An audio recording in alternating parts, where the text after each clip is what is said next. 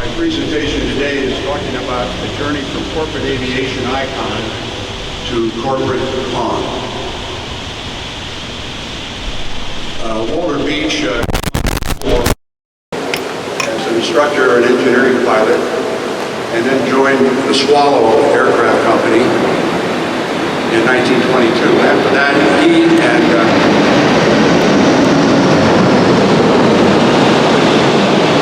Clyde Cessna and Lloyd Stearman, three very well-known names in aviation history, formed the Travel Air Company. And they did that in 1925. And they made the bi-wing Travel Air. They made several models. In fact, if you go out to Gillespie Field, there's a Travel Air being flown out there right now for demonstration rides. It's quite something. Curtis Wright bought Travel Air in the late 20s, and Beech became a vice president for that organization. And then in 1931-1932 time period, he sold his stock in Curtis Wright and formed the Beech Aircraft Company in East Wichita, Kansas. In fact, he rented one of the hangars that Curtis Wright had for the assembly of their aircraft to start the production of his airplane. He hired a secretary named Olive Ann Beech, and she and Walter ran the company from that time on until he passed away in 1950. The byline here is the integrity of the product design and product improvement. What fascinated me more than anything about my time with Beech Aircraft was the quality of the product that they made. Just by example, the current airplanes that I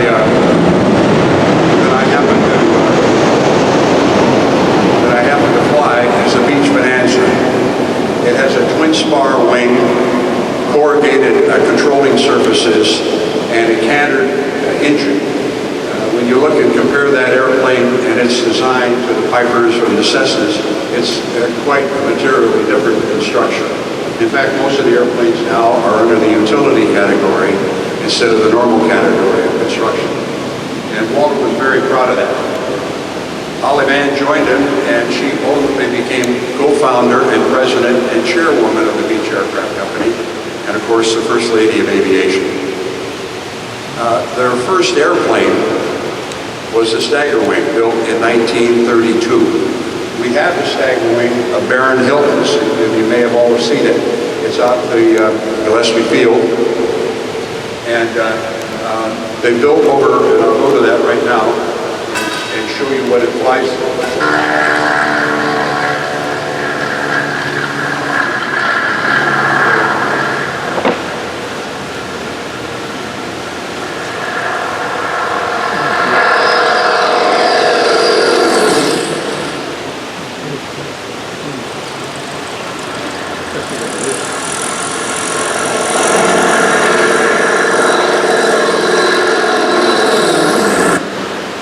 Some of the enduring qualities of his first airplane that he produced was the Stagger Wing. And the reason that the Stagger Wing was set back on the top was to give better visibility for the pilot. It was also a retractable landing gear, and it also had a variable pitch prop. This is in 1932.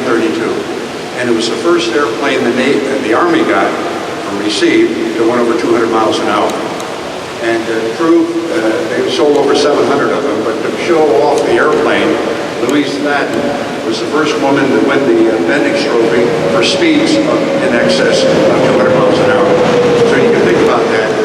1932, 1933, this is the airplane, his first airplane that he came out with, which was quite extraordinary. Following that airplane, we're talking about the evolution of product development at the Beech Aircraft Company. Walter came out with the Beech 18. That was a twin-engine airplane. He built over I have 7,000 of them there. 3 of the versions of that B-17 was the AT-7 Navigator. A separate airplane, the T-7 Navigator, is the Norton bomb sight was in that airplane. The A-10, the wood fabricated airplane for the pilot, didn't need metal. And then the Bombardier, the A-11, Bombardier gunner. 3 separate airplanes off the configuration of the Beech 18 to teach, to be instructor aircraft for the Army. Along that period between 1941 and 1945, the Beech Company was awarded the E Award for excellence in production of war equipment. They got it 5 different times. I'm going to show you now the Beech 18.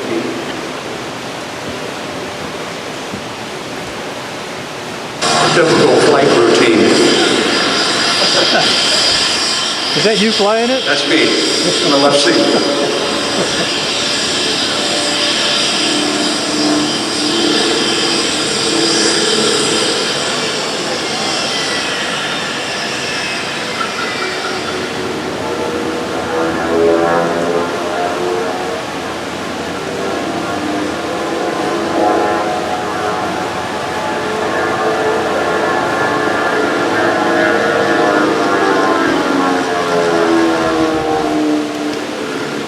You can imagine that airplane was probably developed, produced somewhere between the early 1940s to maybe 1945, 1946. So structurally speaking, to do that kind of stress on the airplane at this time is extraordinary.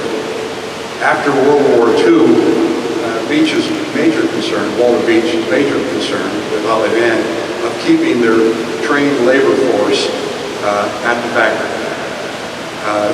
The fact that they weren't going to produce any more airplanes, war-related airplanes, if you will, like the Beech 18 and the C-45, they went into the electric car business. They call it the Planes Electric Drive Automobile, which is quite extraordinary, I think, when you consider the time as 1945, 1946 time period. They also made, and I couldn't find it, but they made a wheat thresher machine for the Kansas farmers, all along trying to keep folks in the factory producing products that they could sell to the marketplace.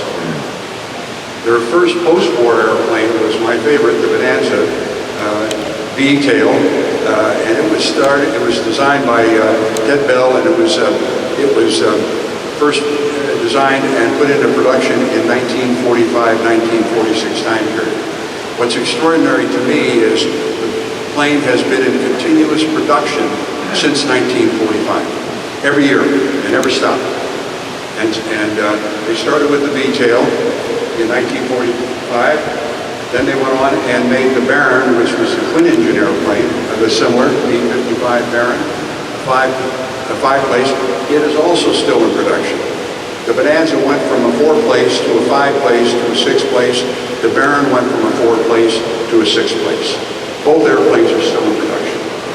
Along with that, we're talking about Terry Brennan. Terry has the T-34A, I believe, which was a primary trainer for the Navy and the Air Force.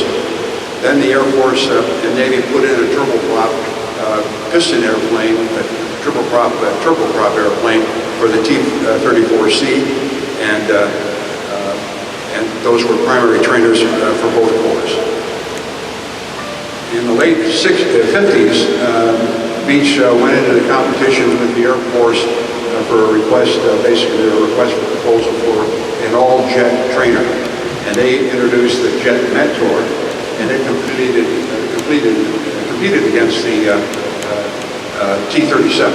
And ultimately, as Ron knows, he flew the T-37. It won out on the program.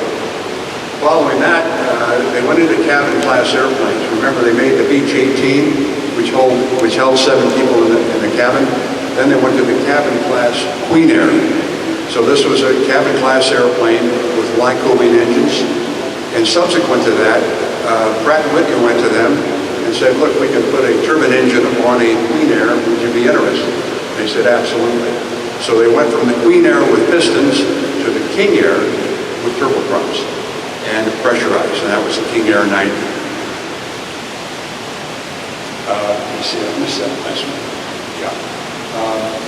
Then they extended it with the passenger, what they call a Part 121 aircraft, commuter airline, the Beech 99 with 13 passengers, and ultimately went to the Beech 1900 C and D, and I'm sure maybe at some point or another you've all flown in that commuter airline. Mesa Airlines flew it, United Express flew it. I blew it. And then to get into the jet business, they became the dealer in the United States for Hawker Siddeley. And Hawker Siddeley made a mid-range airplane, the Hawker 125-400 and the Hawker 125-500. And it would be an airplane that would fly from Los Angeles to Chicago, Chicago to New York, Chicago to Miami, that type of thing.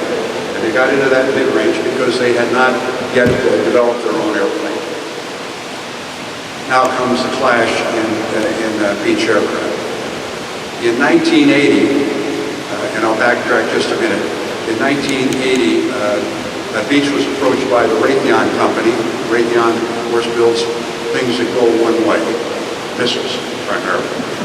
And they were having a lull in the defense business, so they said maybe we get into the corporate aviation business, albeit Piper Aircraft, Cessna Aircraft. They approached Olive Ann Beech and asked if she would have an interest in selling the company. I wanted to share with you, and you saw it probably on the previous slide, Walter died of encephalitis of the brain in 1950. So essentially after the war was over, Olive Ann really took over the command of the company. So in 1980, Olive Ann and her board approved the purchase of Raytheon buying the company for $260 million. So at that point, building over 50,000 airplanes, they turned the reins of the company over to Raytheon. Olive Ann went on board. She was on the board for 2 years and then retired. And the issue then became this evolution to revolution in product design. And this is really what I think took them under, in my estimate.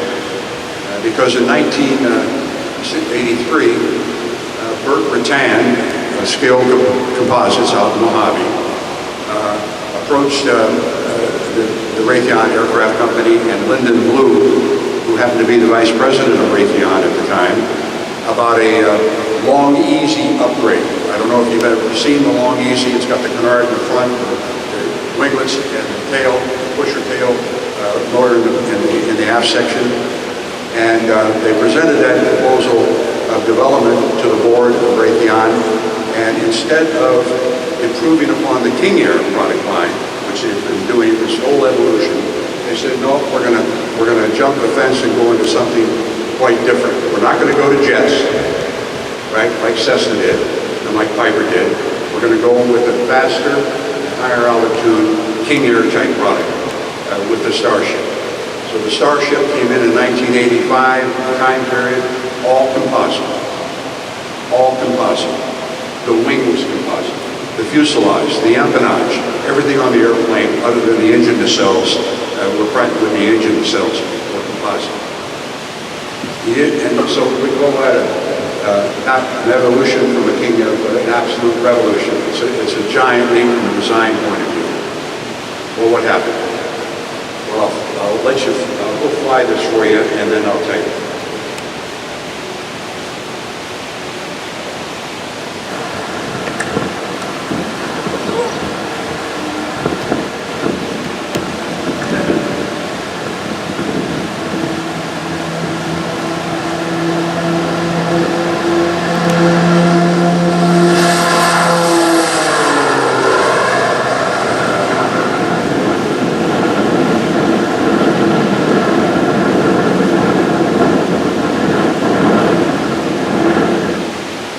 So what happened, and I'll back that up, what happened, see if I can back it up a little bit.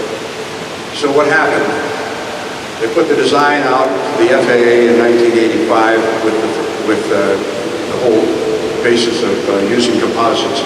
They built a Plant 3 at the factory in Wichita with the huge autoclaves to cure the composite structures. The FAA had never approved a composite airplane before for corporate aviation. As you know today, Boeing Aircraft has a 787, which is primarily composite.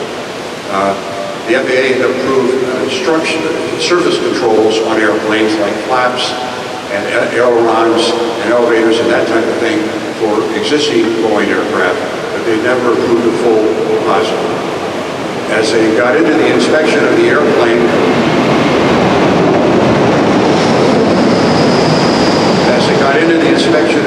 when they thought or didn't have confidence with the way the wing was attached to the fuselage, they added more fiber. They added more resin. So taking an airplane like this, which was spec'd at 12,500 pounds, single pilot, 41,000 foot elevation, 375 knots, 1,700 nautical mile endurance. That was the airplane. The FAA, when they got through with it, it became a 15,000 pound airplane. Okay, it barely got to 41,000 feet and couldn't carry much. It could carry me and another pilot in the front seat and maybe 3 or 4 people in the back and maybe get from LA to Dallas, maybe. So they missed the mark. And needless to say, it cost them dearly. I said it cost them $400 million in development costs. Raytheon paid $230 million for the company. They lose $400 million, they build 53 of them. So at the same time they're building the Raytheon, the Starship, they said maybe we ought to get into the jet business.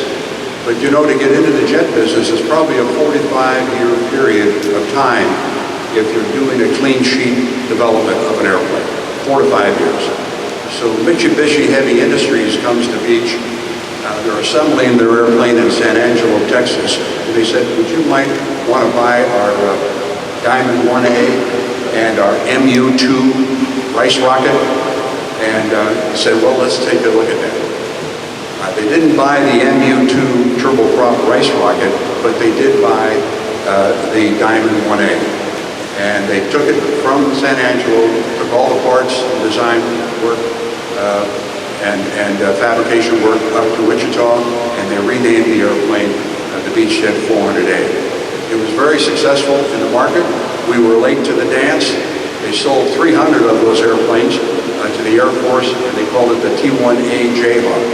So if you were in the Air Force in the pilot program and you didn't go to jet fighters, like the F-4 or what have you, or the F-15, but you wanted to go to transports, the C-141 or the C-5 or the C-17, this was the airplane you learned how to fly in.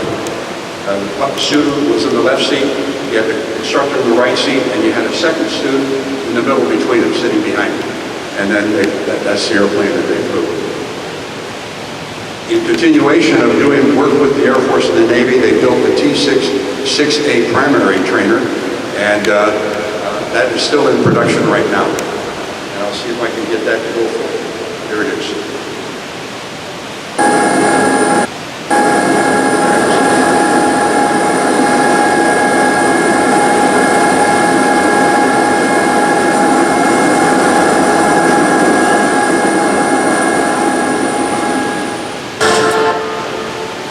In addition, for diversification purposes in the 80s, they also built the supersonic Mach 3 target drone. We have a drone in here. I don't think it's a Beech drone, but very similar, Mach 3, as a diversification product.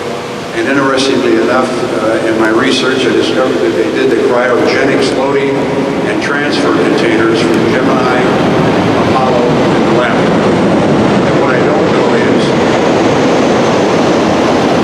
and what I wasn't able to find out is whether on Apollo 13,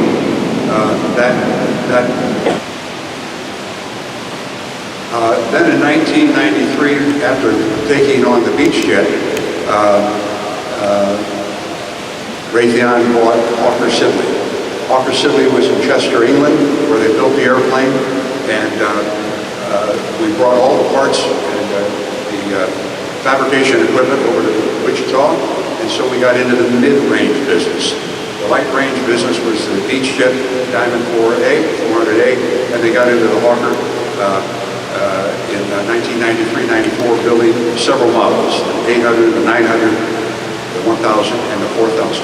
Now, these airplanes went cross-country, and the Hawker 4000 went, for example, from Peterborough over to London, or if you would, Oakland over to Hawaii. So it gave you that longer range of approach. I happened to join Raytheon in 1994 at Hobby Field and had the opportunity of selling both of these airplanes. Here again, we talk about evolution to revolution.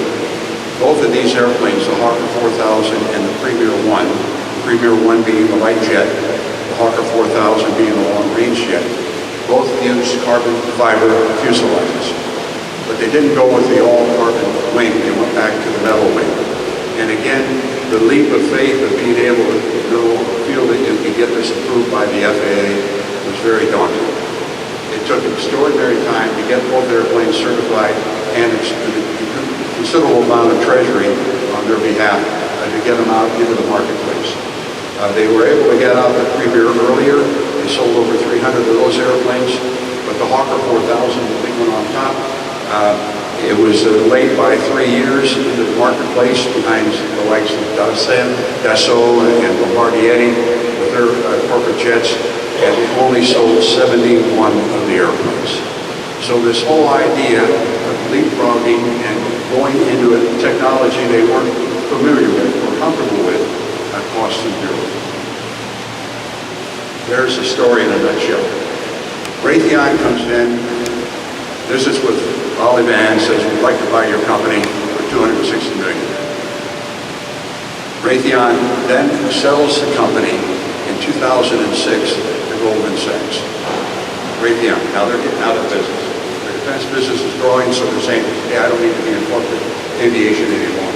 They sell it for 3.7. In 2010, right after the market crashes, corporate aviation market crashes, they filed bankruptcy and sell the remaining assets back to Cessna, which is owned by Textron. I mean, what a cycle. So what we have is we've got Walter Beech diversifying his company and still keeping the legacy products available to us today through the banner of Textron and Cessna. We still build the set. They still build the Bonanza, the A36, the Baron 58, and of course the King Air 350. And I have that. See if I can show that to you.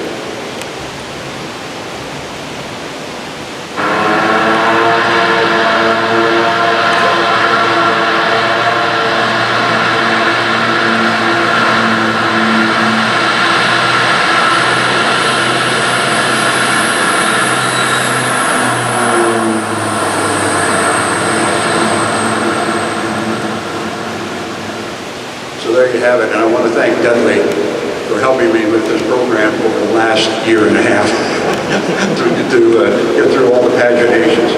And it was a pleasure